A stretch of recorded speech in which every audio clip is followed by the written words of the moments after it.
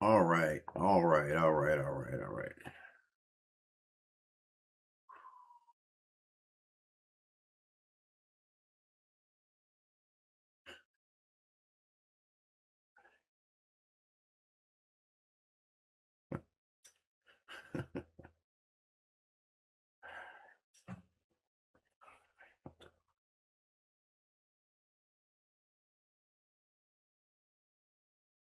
Okay, let's go live. Okay.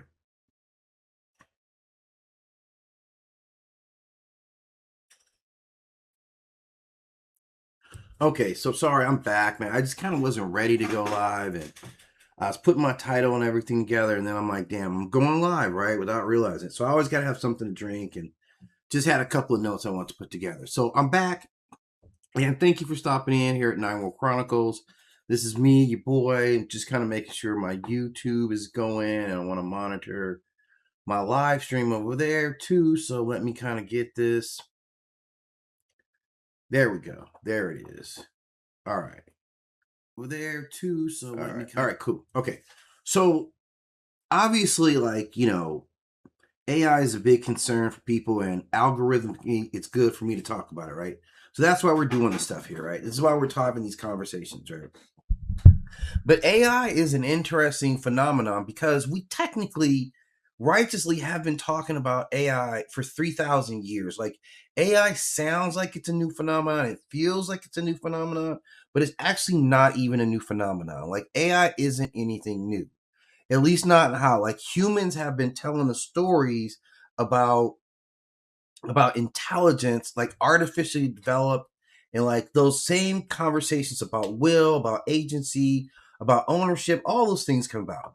Now, the first mythology I really want to look at seems like it's kind of a hockey assist in this AI world. Like, the first one I like to talk about is this myth of Prometheus and the theft of fire. So when we think about this kind of mythology, we're usually kind of talking about something new, like a new introduction, an upgrade in the relative technology. That's what fire meant for us, right? It wasn't just that it was fire, but it's also what fire meant. Like, not just having fire itself and being able to cook or clean, but just like having illumination in the night allowed greater hours of study, right? For instance, it allowed people to start to smelt different types of metals, and then what each of those things are. Like, that research would lead to understanding like gases and things like that. So this is why Prometheus was actually punished, because it was the example of the sharing of this knowledge.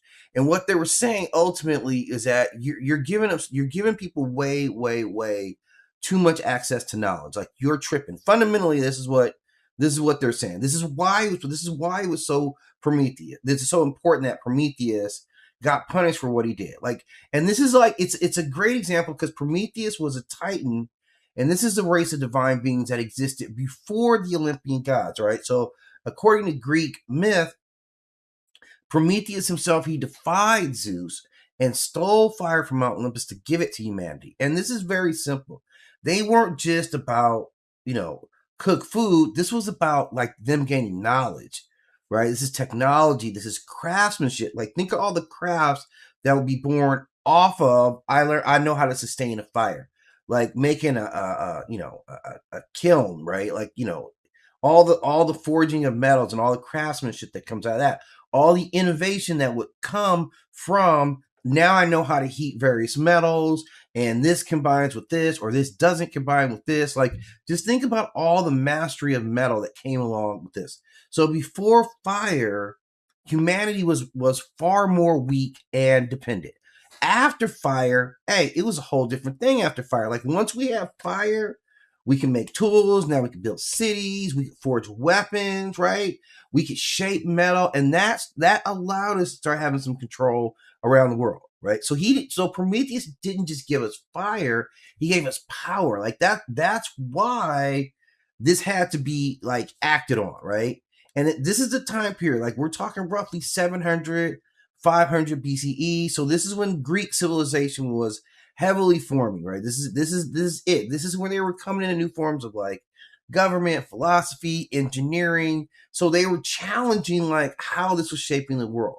And that's was the deeper tension about what was going on here in this mythology, right? How much power should humans have, right? Like that's a valid question. Given, okay? Given. That's a valid question. How much power should humans have given what we've done with it, right? What crosses the boundaries that should be reserved for somebody with a higher pay grade than us?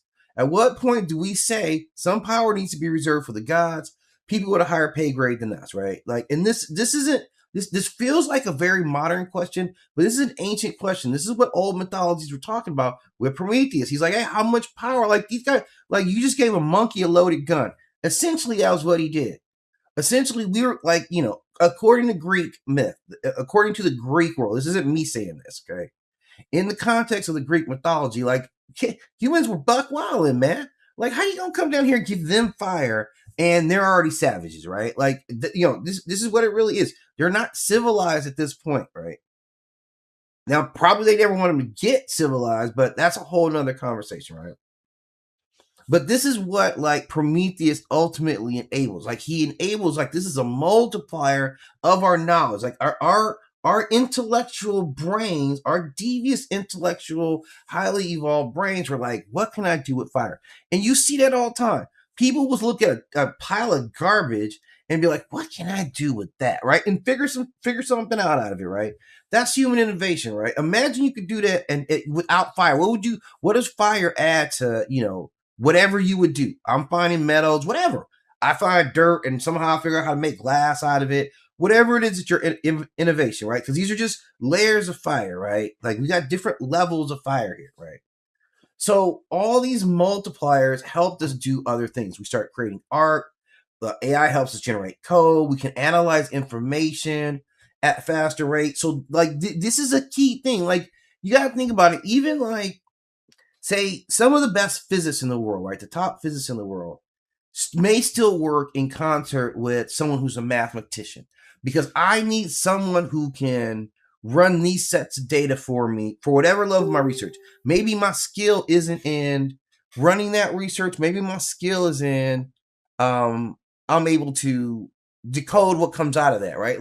They're two different skill sets, right? And we get that, right? So this is where like AI starts to be a fuel. Like it allows you to process information. It's giving you new ways or new lenses to look at the world.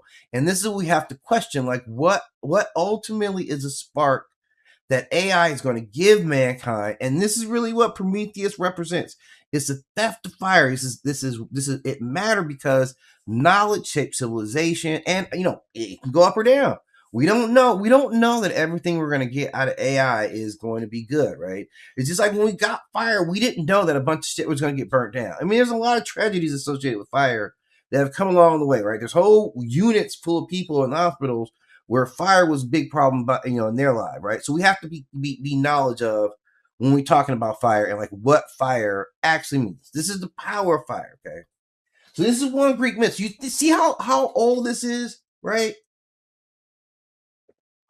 This myth is like 2,000 years old. It's a Greek myth, right? 500 CE, right? Or BCE. So if BCE, we're talking like 3,000 years. Yeah, like I'm saying, this is 3,000-year-old mythology. They're already talking. They're already saying like knowledge and like what it can do to civilization significantly matters, right? So that's like the main point when we start really looking at